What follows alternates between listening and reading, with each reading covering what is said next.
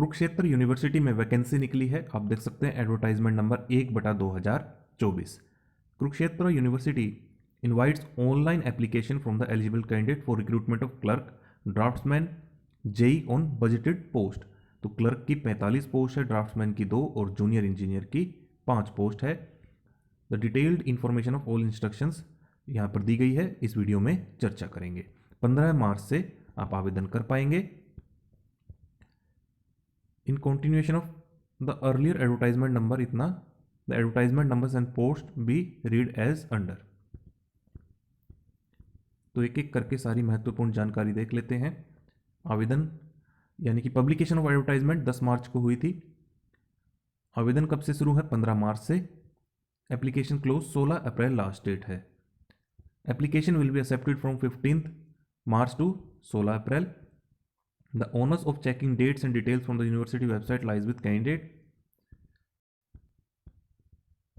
तो आप देख सकते हैं नेम ऑफ पोस्ट क्लर्क की फंक्शनल पे लेवल 2 19,900 आपकी बेसिक रहेगी। देखिए वैसे तो हरियाणा सरकार ने फंक्शनल पे लेवल 3 कर दिया है क्लर्क का और स्टेनो का, जिसमें बेसिक सैलरी है 21,700, लेकिन यहाँ पर कुरुक्षेत्र यूनिवर्सिटी ने अभी फंक्शनल पे लेवल 2 ही रखा है, 19,900 बेसिक पे प्लस 40 आपकी स्पेशल पे ऐड की जाएगी। और 19,900 जो आपकी बेसिक है, इस पे आपको HRA, DA और जो अदर अलाउंसेस होते हैं वो दिए जाएंगे। 45 पोस्ट है, कैटेगरी वाइज बाइफर्केशन आप देख सकते हैं। ड्राफ्ट्समैन की फंक्शनल पे लेवल 6 यानी कि 35,400 बेसिक रहेगी। 2 पोस्ट हैं, एक जनरल एक EWS। जेई सिविल की same functional pay level, salary same है, और इसी प्रकार जेई इलेक्ट्रिकल भी सेम है। नंबर ऑफ पोस्ट एडवर्टाइज में इंक्रीज और डिक्रीज, बढ़ाई घटाई जा सकती है। The post of draftsman advertise vide advertisement number 1/2014 is hereby withdrawn. The applicants who had applied for these post against advertisement number इतना रिक्वायर्ड टू अप्लाई अफ्रेश। तो देखिए एडवर्टाइजमेंट नंबर 1/2014 के तहत ड्राफ्ट्समैन की जो पोस्ट है पहले निकाली गई थी, तो उसे अब विड्रॉ किया जा रहा है, और जिन्होंने पहले अप्लाई किया था उन्हें अब दोबारा से are required to apply afresh, दोबारा से अप्लाई करना होगा अगर एलिजिबल है तो। However they can apply for refund of earlier application fees separately. जो उन्होंने पहले फीस दी थी जब उन्होंने अप्लाई किया था ड्राफ्टमैन की पोस्ट के लिए, तो उसके लिए आप रिफंड क्लेम कर सकते हैं प्रूफ दिखाकर within 2 months from the date of publication of this advertisement. 2 महीने के अंदर अंदर आप अपना क्लेम डाल दें। The post of JE advertise vide advertisement number 2/2012-13। तो देखिए जेई की भी पहले 2012 और 13 में निकाली गई थी, उसे भी विड्रॉ कर दिया गया है, और सेम जैसे ड्राफ्ट्समैन के लिए आपको फ्रेश अप्लाई करना है, यहाँ पर भी अप्लाई करना है, और पहले अप्लाई किया है तो क्लेम कर सकते हैं अपनी फीस का। अब आवेदन करने की फीस देख लेते हैं। जनरल कैटेगरी को देनी है 2,000 रुपये प्रत्येक पोस्ट के लिए। अगर आप फीमेल कैंडिडेट हैं अनरिजर्व कैटेगरी की, यानी कि जनरल कैटेगरी की, हरियाणा स्टेट की ओनली, हरियाणा डोमिसाइल है तो 1,000 देने होंगे। अगर आप रिजर्व कैटेगरी हैं किसके, हरियाणा के डोमिसाइल है, तो 500 रुपये। Third gender 500, person with benchmark disability Haryana के हैं तो कोई चार्जेस नहीं। अब इसका क्या मतलब हुआ, अगर आप दूसरे स्टेट से हैं और रिजर्व कैटेगरी से हैं तो आपको हरियाणा में जनरल माना जाएगा और आपको 2,000 रुपये फीस दी जाएगी। यहाँ देख लीजिए साफ साफ लिखा Haryana state only, Haryana state only. The male and female of ESM category, ex-serviceman category of only Haryana state are required to pay the fee as for general itna candidates as the case may be. The fees once deposited against an application form is neither transferable nor refundable. तो आवेदन कहाँ पर करना है आपको, iums.kuk.ac.in, और ये आपको इसी वेबसाइट पर जाकर आपको ये नोटिफिकेशन भी मिल जाएगा। No claim for refund of the fee shall be entertained unless the candidate has paid the fee more than once and the fee should have actually been credited into the account of the university more than once. अगर आपकी fees 2 बार cut जाती है तो आप claim कर सकते हैं। अब बात करते हैं क्वालिफिकेशन की। क्लर्क के लिए ग्रेजुएट हो आप किसी भी मान्यता प्राप्त यूनिवर्सिटी से, किसी भी स्ट्रीम में, मैट्रिक में आपने हिंदी या फिर संस्कृत पढ़ी हो। अगर मैट्रिक में नहीं पढ़ी फिर क्या होगा, 12वीं में पढ़ी हो, BA में पढ़ी हो, MA में पढ़ी हो, क्या हिंदी पढ़ी हो as one of the subject. The candidate shall have to qualify the test in computer appreciation and application. तो आपका एक कंप्यूटर एप्रिसिएशन एंड एप्लीकेशन का टेस्ट होगा। This test will be based on introduction to computer and Windows word processing spreadsheet. मतलब वही बात हो गई कि कंप्यूटर का ज्ञान आपका देखा जाएगा। और वही बात typing speed of 30 word per minute. यहाँ पर देखिए इन्होंने अब की बार यहाँ कितनी लिखी है, 30 वर्ड पर मिनट। अभी जो पहले कुरुक्षेत्र यूनिवर्सिटी में क्लर्क की वैकेंसी निकली थी तब इन्होंने 35 वर्ड पर मिनट मांगे थे, 1 या 2 साल पहले निकली थी। यहाँ पर इन्होंने अब कम कर दिया typing speed of 30 word per minute. कम क्या कर दी, वैसे स्टैंडर्ड होता ही 30 का है, लगभग हर जगह 30 मांगते हैं। चाहे Punjab and Haryana high court में देख लें, हरियाणा सरकार में देख लें, हर जगह 30 मांगी जाती है। पहले इन्होंने पता नहीं क्यों 35 वर्ड पर मिनट मांगी थी। खैर अब इन्होंने ठीक कर दिया है। In English converted with equivalent key depression as typing speed would be tested on computer. तो 30 वर्ड पर मिनट सिंपल सी बात है आपकी इंग्लिश में होनी चाहिए।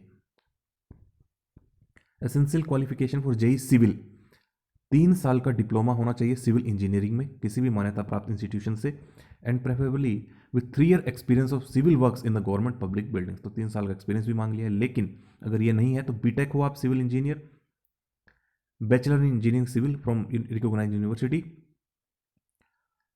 और associate membership examination of the institute of engineers and preferably 3 years experience of civil works यहाँ पर भी मांग लिया गया है। जेई इलेक्ट्रिकल के लिए सेम 3 साल का डिप्लोमा, अगर ये नहीं है तो बीटेक, और वही 3 साल का एक्सपीरियंस भी, चाहे जेई सिविल हो या इलेक्ट्रिकल। ड्राफ्ट्समैन की बात करें तो 3 साल का फ्रॉम रिकॉग्नाइज्ड इंस्टीट्यूट, और draftsman diploma in civil engineering 2 साल का अनुभव के साथ। सिलेक्शन क्राइटेरिया क्या रहेगा, क्लर्क की बात करें out of 100 type test 30, aptitude 30, computer appreciation and application test 20, academic qualification के 20 मार्क्स मिलेंगे। 10वीं में 50% से कम है तो 2, 12वीं में कम है 50 से कम 2, ग्रेजुएशन में 50 से कम है तो 2, 50 से 60 से कम के बीच में है 50 to 59, 99 तो 4, 4, 6, और अगर 60% से ऊपर है तो इतने मार्क्स मिलेंगे, 6, 6 और 8। तो इस प्रकार हो गए आपके out of 100 marks. Type test जो कि इंग्लिश में होना 30 वर्ड पर मिनट आपके देखे जाएंगे, 10 मिनट आपको दिए जाएंगे। फॉर्मूला क्या रहेगा, टोटल वर्ड्स टाइप, जितने वर्ड आप टाइप करेंगे माइनस मिस्टेक कर दिया जाएगा, डिवाइडेड बाय 10।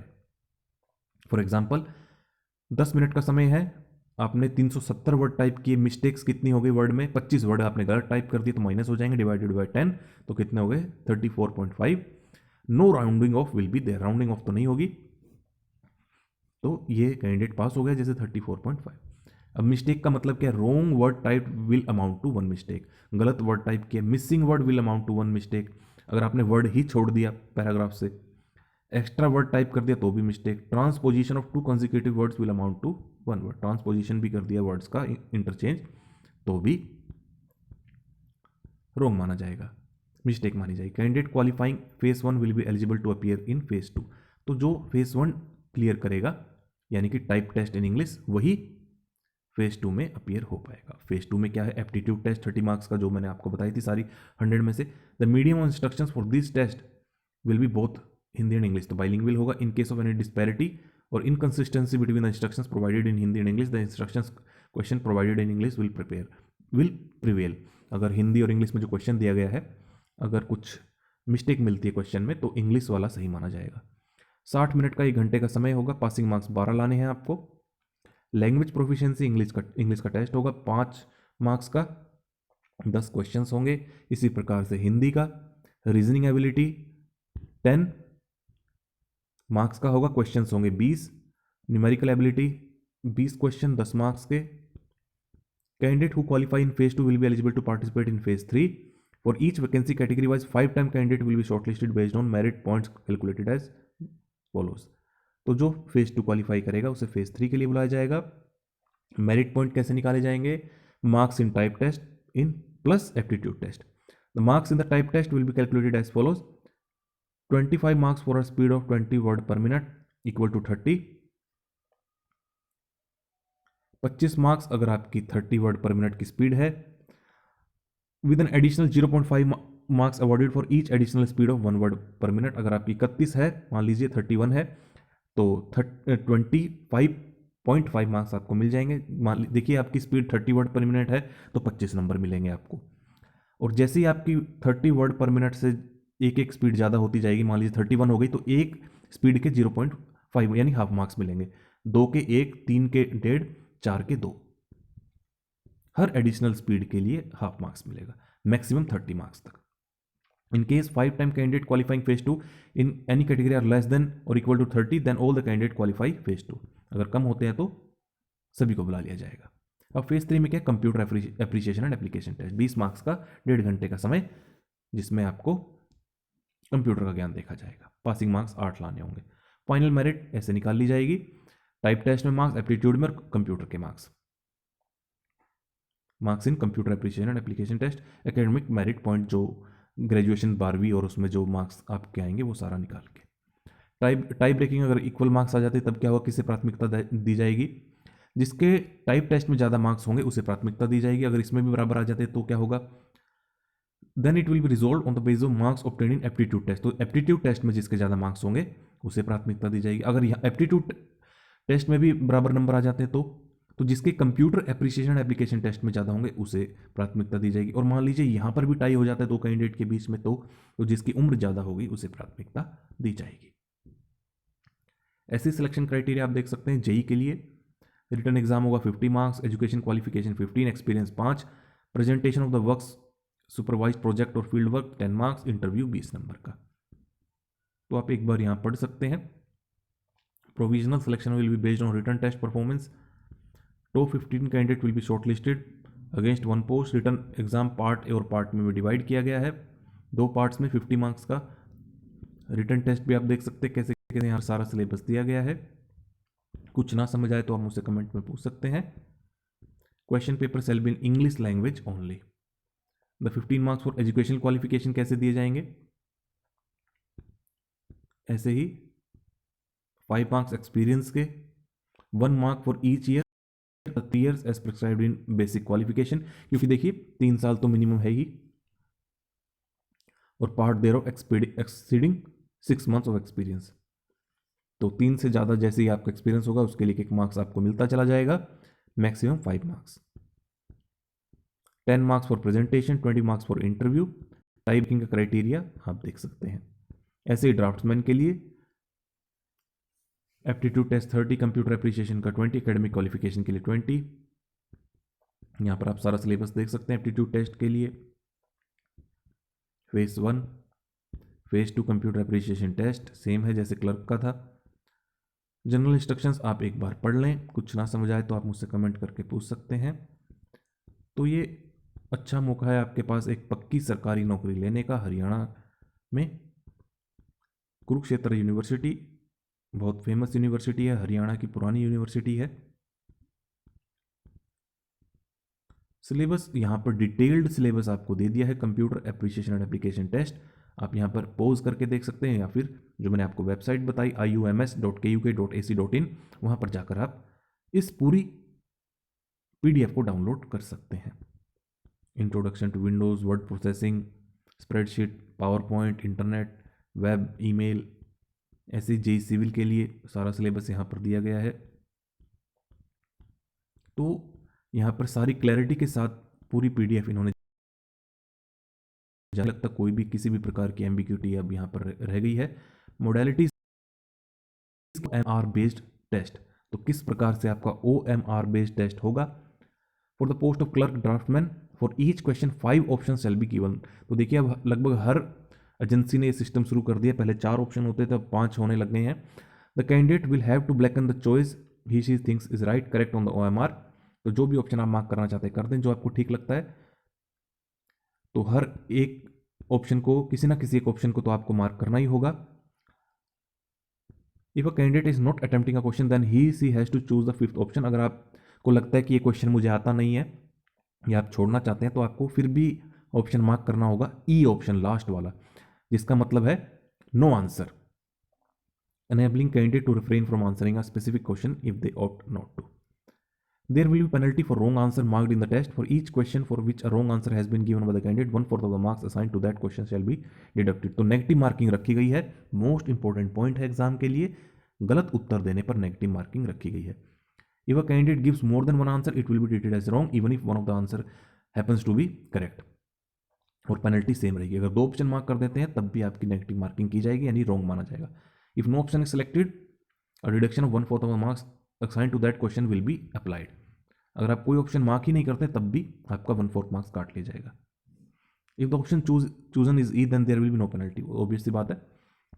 अगर आप ई ऑप्शन चूज करते हैं तो कुछ दिक्कत नहीं है। Additionally failing to choose any option for more than 10% of the question will result in disqualification. मान लीजिए इन्होंने कहा है कि 5वां ऑप्शन, अगर आप ई ऑप्शन जो है, अगर आप क्वेश्चन छोड़ना चाहते हैं तो ई ऑप्शन आपको सिलेक्ट करना है। मान लीजिए आपने कोई भी ऑप्शन सेलेक्ट नहीं किया और ऐसे आपने जितने क्वेश्चन से, मान लीजिए 50 क्वेश्चन है और 50 में से 5 क्वेश्चन छोड़ दिए, कोई भी मार्क ही नहीं किया, तो आपको डिस्क्वालीफाई कर दिया जाएगा, क्योंकि इन्होंने साफ साफ कहा है अगर आप क्वेश्चन छोड़ना चाहते हैं तो ई ऑप्शन मार्क करना होगा।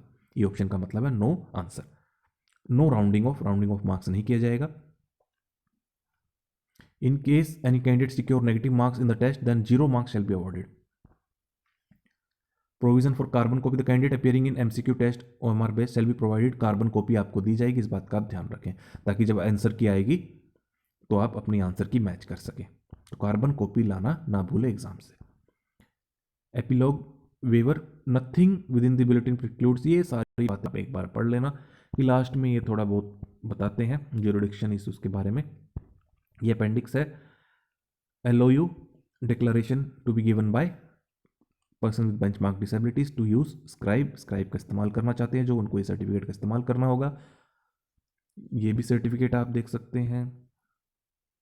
तो वो सारे सर्टिफिकेट्स भी यहाँ पर दे दिए हैं, तो जो भी आप सर्टिफिकेट का इस्तेमाल करना चाहते हैं, सर्टिफिकेट रिजर्वेशन का, तो एनओसी बाय प्रेजेंट तो एनओसी आपको लेना पड़ता है थ्रू प्रॉपर चैनल, वो भी आप ले लें। तो मैंने आपको लगभग सभी इंपॉर्टेंट डिटेल बता दी हैं। खुद भी आपको पूरा नोटिफिकेशन पढ़ना है अप्लाई करने से पहले, और इस वीडियो को ज़्यादा से ज़्यादा शेयर करें और चैनल को ज़रूर सब्सक्राइब करें।